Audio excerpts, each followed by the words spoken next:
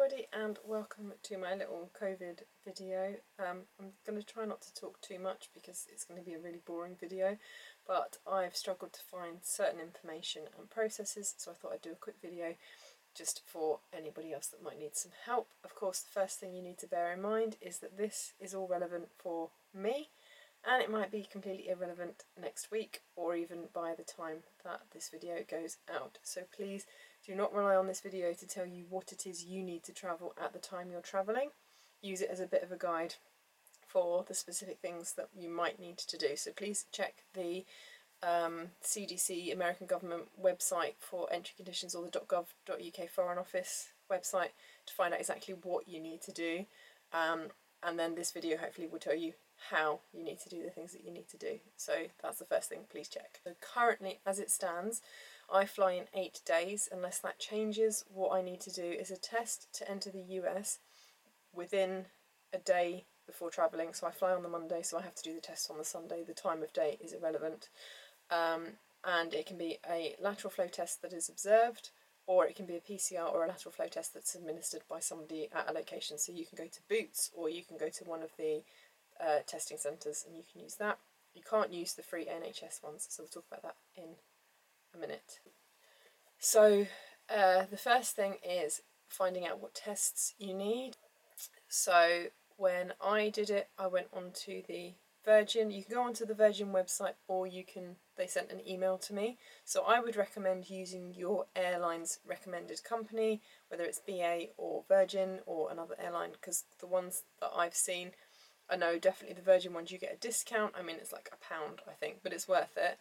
But you can also go to places like Boots that do them, so just do a bit of research and find out what's out there cheapest. Don't automatically book the first one that you see, because it's not necessarily going to be the cheapest one around.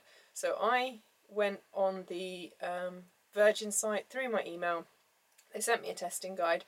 They summarised what the entry requirements are to enter the US, which is you have to be fully vaccinated, which is defined as having 2 doses of a recognised jab, and you have to have tested within the day, and it can be any test, a lateral flow test or a PCR test, as long as it's been either given to you by somebody or somebody watched you do it, so that they verify that you get the results. So I went on to Prenetics project screen, which is the partner with Virgin, and I just followed the instructions. I think it was £27 for the supervised test, and with that you get your lateral flow test. All of the bits and pieces get sent to you in the post. There's a little form that you have to fill in that you use when you take the test, and then you get a reference number and stuff, and through that you get a link to set up an appointment, and then you just go onto that site and you pick your date and time. Now I booked mine about 3 weeks in advance, so there were loads of times and I picked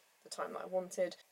So what you need to do, obviously if you're travelling with Virgin you can do exactly what I did. If you're not travelling with Virgin, then you'll have to find out how your airline does it, but I imagine they're all fairly similar. You put in where you're travelling from and where you're travelling to. It will show you what's required, and it will give you all the options, and basically the tests that it shows are the ones that you might want for the trip that you're going on. You then just select the ones that you want. Now I find this is a bit fiddly, because you kind of select it, add it, and then there's another add step. So you don't, it's not like Amazon where you click it and add to basket and then you go to your basket and you can see all your tests. You have to click it, add it to your basket, and then when you're in your basket you can't, it takes you to your basket and then you have to go all the way back again to find the other test that you want. Project Screen use 2 different testing companies. The first is Azova, which has an app that you're required to register with before you do your test. The other is called 10 to 8, which is the number 10, the word 2, and the number 8. That doesn't require an app, that's done via Zoom. You book your appointment via a link and then you get sent a Zoom link, which is what I did. That's not clear either. It does look like you have to download the Azova app, but you don't. You can use the 10 to 8 link that they send you as well. There's a whole thing about voucher code in your email that you need to enter to get your test done for free. When I spoke to them about that, that's for Azova. So if you've booked your appointment through 10 to 8, you don't need that because it's already set up for free. Other things about Project Screen: it's easier if you register for an account before you buy your tests, because then you can see a summary of the tests that you've bought. You will get 2 emails. Check your junk, because one will just say hello and the other one will actually have the details of your tests on, which I struggled with when I needed to check which ones I'd ordered. So that had gone into my junk folder, so make sure you check your junk mail. And the instructions that they send you are not specific to the test that you've ordered. They've basically put instructions for all of the tests on the one email, so you need to find the right instructions for you. It is useful though, because they do have a video that explains what it is you're going to have to do on the date and time, and I'm going to try and video me doing mine so that you can see what is required. Hello. Yeah. What time is your appointment? 12 minutes past 10. Recording in progress. Hi, good morning. Hello. How are you doing today? Nervous. By the way, Katie, have you created an account and added your profile on the Prenetics website? Yes. Wonderful. So please have the following items ready: a hand sanitizer, tissue, a writing pen, your project screen test kit, and your identification card with your complete name and photo.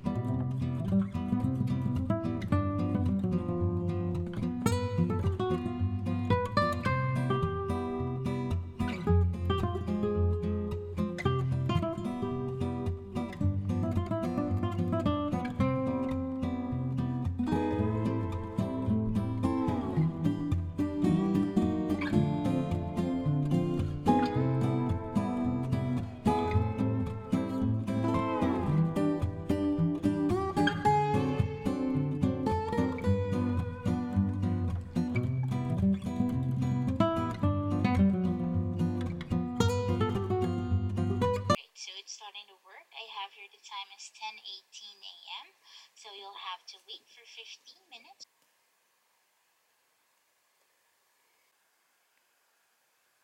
Once you have completed that, assuming that it's negative, you then get your Fit to Fly certificate, which gets sent through to you. And this is one of the pieces of paper that you need to be able to travel, so we'll talk about that in a second. And obviously I will talk about when mine comes through, hopefully, assuming I'm negative, when I get that.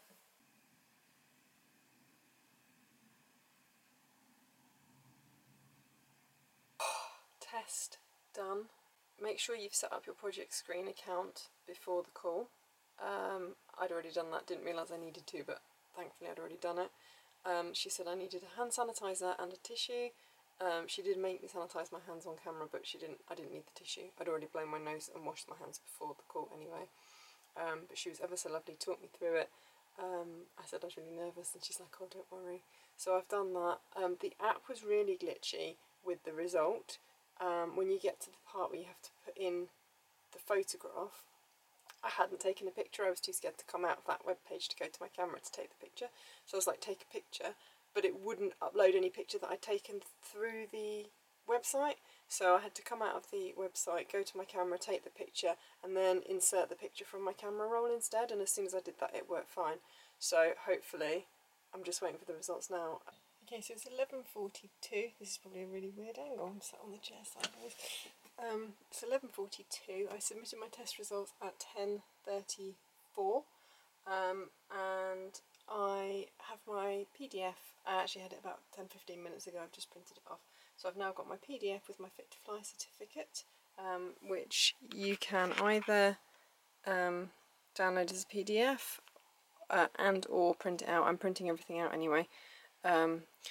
It has all your personal details at the top, hence why I've just covered it up, because it's easier than blurring it out. But yeah, it has all your details, and as you can see, it says COVID not detected. There is a lot of paperwork that you have to fill in, so just to clarify exactly what you need. Now, that, again, bearing in mind, this is what I need in order to fly now for the first week in February 2022. So if you're not flying in February, I would definitely check the guidelines because they might have changed. But currently, you need to have a fit to fly certificate. This comes from your supervised or administered test that is then uploaded either into the app or onto the website of the airline you're flying with to prove that you have tested negative. You need your COVID pass, which we'll talk about in a second, and you need your PDF so that you can upload that to wherever, and also take printed copies of all of these. You need to complete the attestation form for the United States, which is an electronic declaration that you are fully vaccinated and you are negative. So those are the 3 things that you need to get to upload to your airline. Assuming that your airline does it, they might not, they might check your details on check-in. Now, if you don't use the Verifly app for BA or the Trust Assured Fly Ready part of Virgin, you don't have to. You also, if you're travelling with anybody that's unvaccinated, you won't be able to do it either, so you'll have to follow the other rules.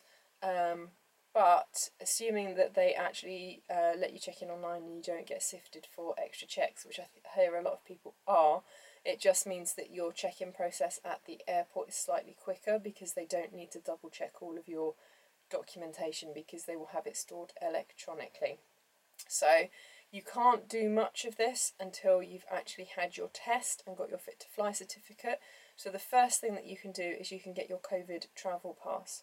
Now you can get this from your from the COVID helpline 119, but it can take 2 weeks to get it, and you get a letter, and if there's any errors then obviously you'll need to ring them and sort it out. But if you have the NHS app, not the NHS COVID app, you can get your your vaccination pass, COVID pass from that. I would say it's really easy, but it did confuse me this morning. So you go into the app as normal, you can see all your details like your GP's appointments, your medication, and then there's a section for going on to get your COVID travel pass. You click on this, it says, are you happy to continue? You click on that, and then you get an option for whether you want a domestic pass or a travel pass. Now, having done this, I now know that it doesn't matter and you can do it as many times as you want. Every time you go into the app and request a pass, the barcodes will update and refresh. So there's no point in screenshotting them, but your pass is live, so it's not a static thing. You can just download them whenever you want. The thing that I did was download the PDF so that I can print it out and so that I can upload it to the airline. I've done that already just because it's one less thing for me to have to do the day I do my test. Because I was going to leave all of this stuff, and then I thought, actually, if any of it has any problems, then I might want to sort it out first. The next thing that you want is your fit to fly certificate. Now, as I said, this is going to come once you've done your test. So then once we've done that, we can then fill in our attestation form to say that we are vaccinated and ready to fly to the States. That's 2 questions. If you're vaccinated, there's only 2 questions. You can complete it electronically. If you're flying through Virgin, you can complete it through Virgin, so it's recorded that you've completed it through them. So that's what I'm going to do, and again, I will show you what that looks like at the point that we get to it.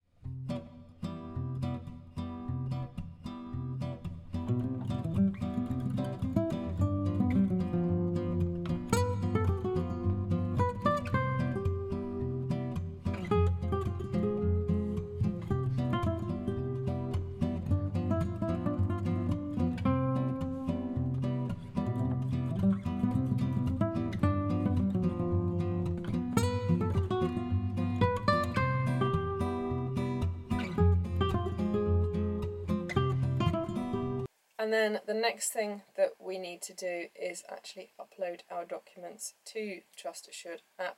Now, I'm not sure if I'm going to be able to screen grab this or if it's going to have too many of my personal details on it, but depending on what happens, then future me will talk you through exactly how that works now. So I've just done my Fly Ready Trust Assured documentation section. Fortunately, I was in such a blur, I forgot to press the record on the screen grab for you. But it looks exactly the same as when you go to do the attestation form. So you put in your booking reference number, the airport you're flying from, your first name and last name, and then it takes you to a little disclaimer thing that gives you the list of all the requirements. You confirm it. Then once you've confirmed it, it takes you to a page to say upload your health documents, and you click to upload your health documents. It's a little bit uncertain where it says that. To me, when I read that, it looked like it just wanted my fit to fly, and I was like, where do I put my COVID pass? But then once you actually click into the page, there's a section which is really clear. It's got a plus, it's a dotted box with a plus in it, and it says click here to upload file. So if you're on a mobile device, you can take a picture of it and upload the picture from your camera roll, or if you're on a computer and you've got the document saved, you can import it like that. So you do your fit to fly certificate, and then you just scroll down underneath that, exactly the same thing, press the button, and you can upload your COVID certificate. It says it can take up to 2 minutes. It was probably a minute or so, and then straight away I got, yeah, you're done. And then I got an email. I've printed out the email. The attestation form you can't print out, but I've printed out the confirmation that it's confirmed that I've done my attestation form. So yeah, I've just printed everything out and now I'm ready to go. So finally, there are 2 other things that you do on the Virgin website. I don't know if other airlines do them or if this is Virgin specific, but there is a health questionnaire which is 3 questions? 3 questions I think, which is 1, you haven't had COVID in the last 14 days, 2, you haven't been a close contact of anybody that's had COVID in the last 14 days, and 3, you agree to all of their rules basically, like they're wearing a mask on the plane and stuff. So they emailed that to me 2 weeks in advance, which I thought was a bit odd because people are going to fill that in straight away. I didn't, I waited and did it today with everything else. But yeah, so you just go, you can find it on the website or through the email they send you, and you just answer the 3 questions and click submit. Through the email, I'm assuming because they emailed it to me, they've got my booking details through that link. I don't know. And then the final thing is contact tracing. Now, Virgin Atlantic email this in a link with all of the information that they send through. And you can either follow the link and fill in the form separately, or as you check in, it's one of the sections of check-in. So if you haven't done it, you fill it in as part of your check-in process anyway, and that's just the address of where you're staying, your email address and your telephone number, basically, so that if you need tracking down for any reason, they know where you are, basically. So yeah, those are just 2 extra things that I found today. And so assuming we've done all of that, that should mean that we are now able to check in online and ready to go. It is a lot of faff. The Virgin website really isn't clear about how all of this works, so hopefully I've explained it okay and that helps, and hopefully we'll be done with all of this soon, so we won't have to do any of it ever again.